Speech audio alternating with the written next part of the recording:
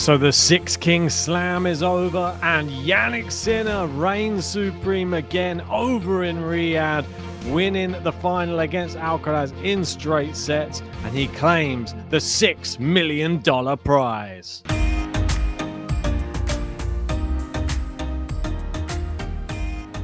That's right, and before we go anywhere, give us a like and subscribe to the channel. Let's get stuck into this.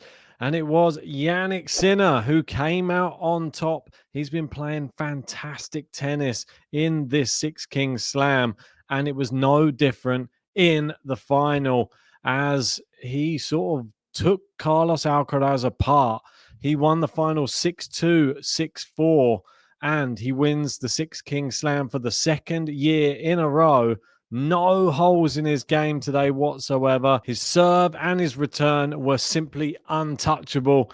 Movement was suffocating. Ground strokes and even his volleys were just incredible. 6-0 at the Six King Slam. Basically unplayable. Basically Jannik Sinner. Yep. I said that I thought he would win this match. I didn't think he would win it as convincingly. I thought Alcaraz would give him a good test. But this evening, I just had a feeling. Jannik Sinner, indoor hard court, he's just a little bit better. Well, a lot better than Carlos Alcaraz right now. I think if you look at their careers and you see what each has done on indoor hard court, that it's there to see, really.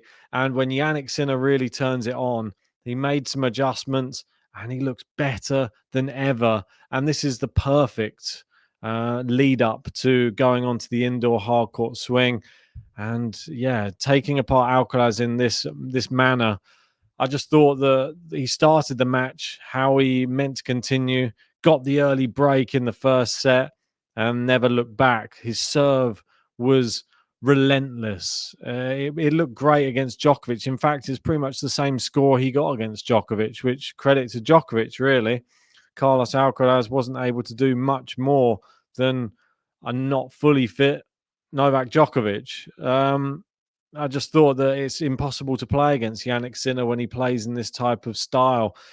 The serve just is brilliant. He didn't ever look under the cosh on his serve, didn't ever look like Alcaraz was going to break his serve, but his ground shots and his movement and everything in his game that he brought to this tournament, and he just looked like he wanted and knew he was going to win this match today.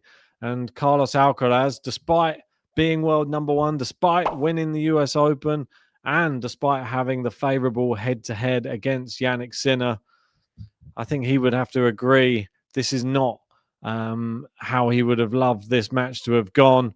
Jannik Sinner obviously takes home the largest prize in tennis for a second year in a row, $6 million. That is absolutely insane. And they spoke to Alcaraz after losing to Sinner in the final, said, "Do you really like him when he plays that well against you?" And he said, "Not really. Sometimes it seems like he's playing ping pong. It's not funny being on the other side of the net." And yeah, it just seems that he's able to just have his way with Carlos Alcaraz in some of these rallies, totally in control of the whole match. It's not often that you can watch a match with Carlos Alcaraz in and not really see a way that he's going to get the victory. That's what it felt like a bit in this match. Obviously, some people are going to look at this and say, it's an exhibition. Is he really that bothered? I think when there's $6 million on the line, you are probably quite bothered. And when you've got your biggest rival down the other end, probably still quite bothered. You don't ever want to lose to him. But they were still in good spirits, smiling, joking. Obviously, Alcaraz will go away. He'll try and improve his indoor hard court tennis. And hopefully we get to see them again during the indoor hard court swing. We've obviously got Paris and the ATP Tour Finals as well as the big tournaments remaining. And hopefully we get some matches between them in either of those. The third place playoff match didn't even finish, really, did it? Djokovic versus Fritz, competitive Fritz took the first set after an hour and 16 minutes, something crazy like that. But that put paid to Novak Djokovic. I thought he played fantastically well, considering really dug in. And these two just had I'd say it's probably more entertaining than the final, if I'm perfectly honest. They were actually quite level. The fact Djokovic didn't look quite at the top of his game, I think it actually helped make it a bit more competitive, this match. And I thought that it was thoroughly entertaining. And you see some of these games that they had between each other. Look at this. I mean, Djokovic had 4 set points, and that is quite something on the Fritz serve with break points there.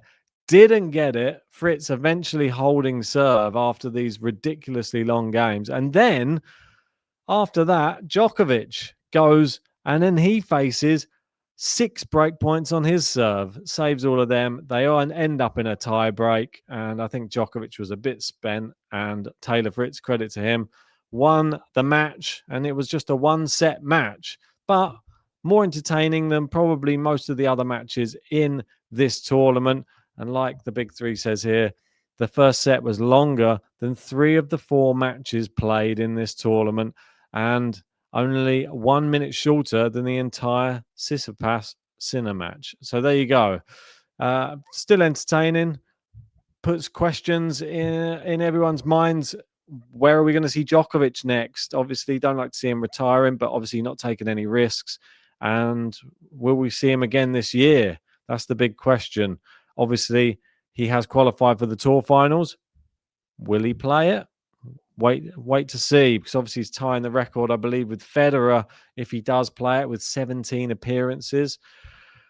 And this is the end of, obviously, the Six Kings Slam. And these were the scores from the Six Kings Slam.